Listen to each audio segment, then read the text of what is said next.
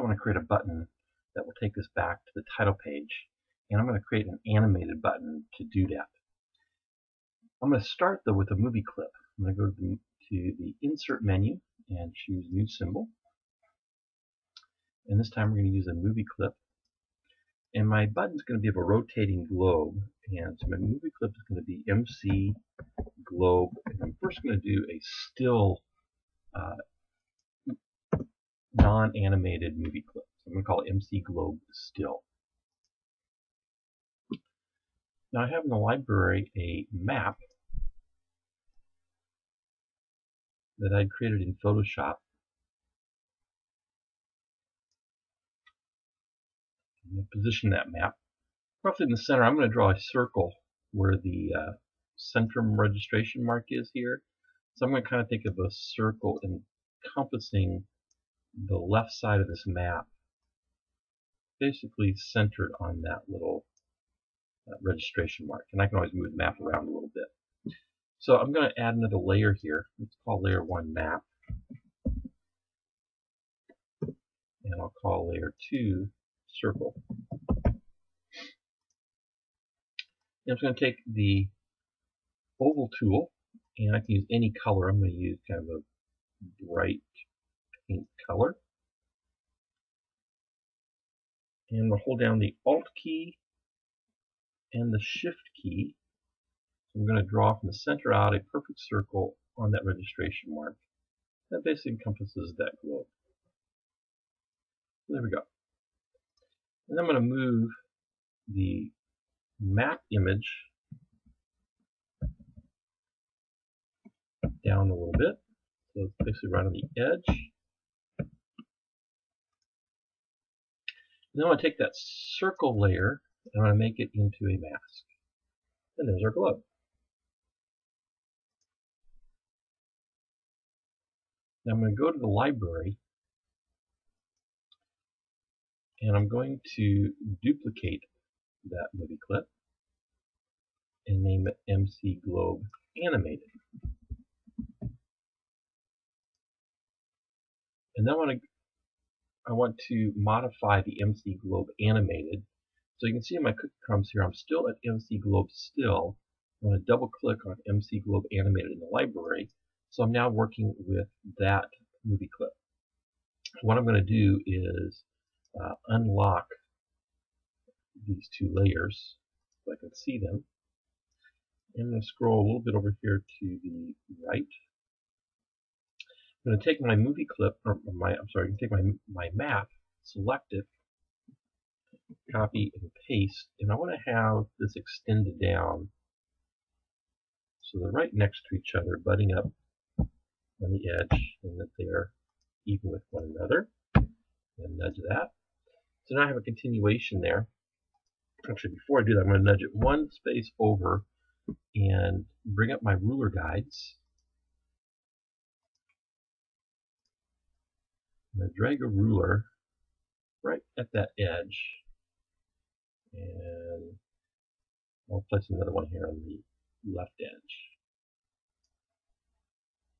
Okay, now I'm going to take this map again and nudge it back to the left one space. I'm going to take the two maps, select them both using Shift click, and group them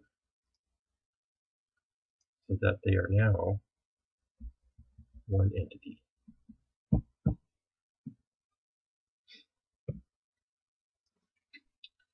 And I decide how long I want this animation to be. What's going to happen is this map is going to move from right to left, and in the mask it's going to look like the globe turning.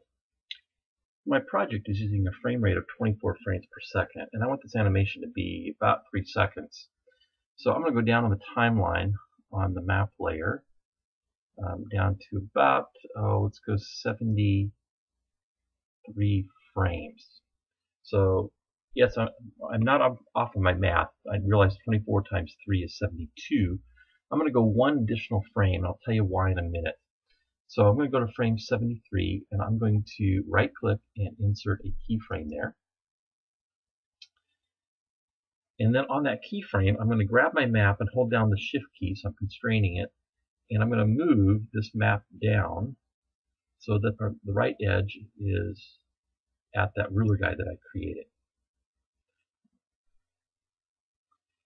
And then on any frame in between those two keyframes, I'm going to create a classic tween. A classic motion tween.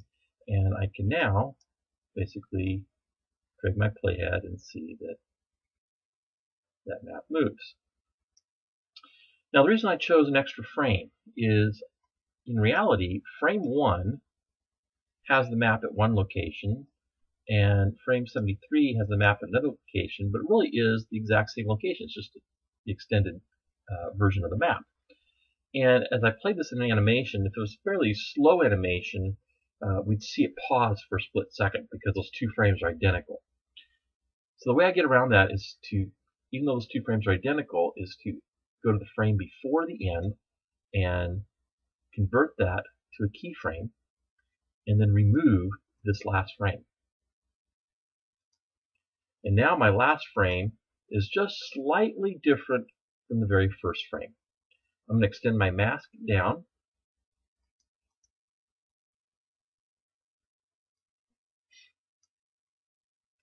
And if I were to turn these back on, or lock these layers again, we would see the mask affecting the map image.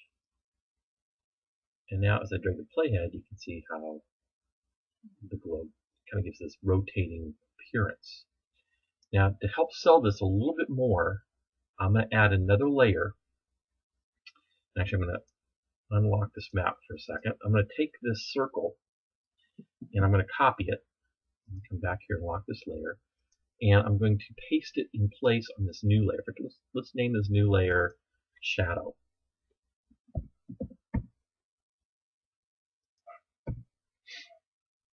And on frame 1, I'm going to paste that circle in place. And then I'm going to duplicate the circle. Actually, I'm just going to paste another one, so I don't need to duplicate it. Paste another one. I'm going to change the color here.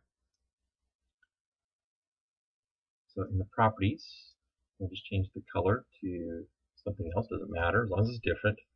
And I'm going to take this circle and position it so that it overlaps a little bit. Say right about maybe there. I'm going to click off of it, and then I'm going to delete the circle.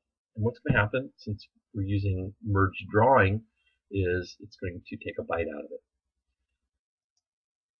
Now I'm going to take this little circle here, and let's make it black, a very dark gray. So I'm going to make it semi-transparent down to about maybe 50%, 45%, somewhere in there. So I get this little darker shadow. And I'm going to take that, copy, paste, let's flip it, modify, transform, flip horizontally, and I'll put it in place here. Just kind of sells this idea that it's a sphere and not just a circle. And I'm going to copy that frame. And in my library, I'm going to go back to the MC Globe still, add another layer. This will be my shadow layer. And I'm going to paste the frame.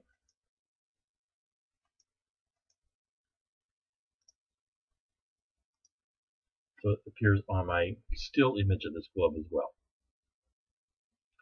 And because I hadn't moved the circles and so forth of the registration point between these two movie clips, it pasted that frame in right exactly where I wanted it positioned on the stage.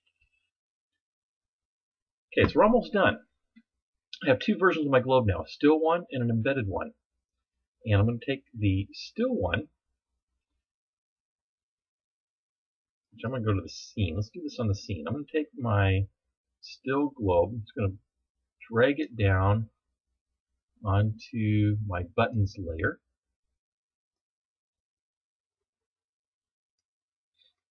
We'll size it here in a minute. I'm going to position it there, and I'm going to right click on it. So this is a movie clip, but I'm going to take that movie clip and I'm going to convert it to a symbol. So right click, convert to symbol, and this one's going to be a button. and I'll name it BTN Animated Globe. I'm going to double click on that to get into the timeline for the button. And we have an up, over, and down state. So I'm going to create an over state, insert a keyframe. On the hit state, I'm going to insert a keyframe. So I have 3 keyframes, up, over, and hit. And then on the over state, I'm going to select my movie clip, go to the properties, and I'm going to swap it for the animated one.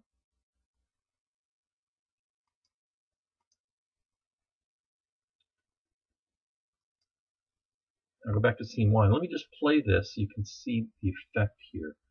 So I'll go to Control, Test Movie.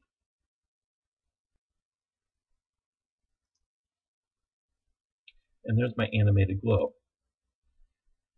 So when I point to it, it animates. If I come out of it, it's no longer animating. So on the over state, gives it that animation. Now it might be a little bit fast. I could have probably done 4 or 5 seconds. Might have been a little bit better. But you get the idea. Sometimes you have to go back and just extend the animation down or shorten it in terms of the speed that you want. Now it's a little bit big here on my stage, so what I'm going to do is take the free transform tool and make that button a little bit smaller. Position it down here in the corner. I need to give it an instance name because I'm going to code it. So I'll just call it globe_BTN. And then in my actions layer,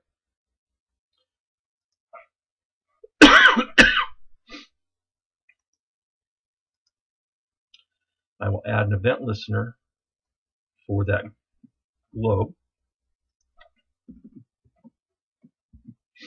So this is going to be globe_BTN. Use this one on a click event. I'm going to select rollover, change that to click, and we'll create a action of go title. So I need to create the function for go title. So I'm going to copy this function, and I'm simply going to paste it in. And we have a function of go title. Still is going to use a mouse event. Not going to return anything, so void. And then I'm going to change my statement here to go to and stop. And I want to stop on the frame named title.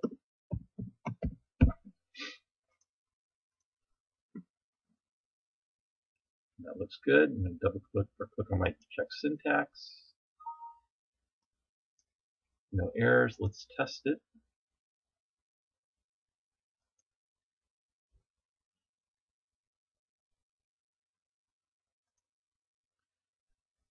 And so my rollover buttons all work on the presence. I come down to my animated button, I point to it, it rotates, and I click it, and it goes back to the title. That's how we create and code an animated button.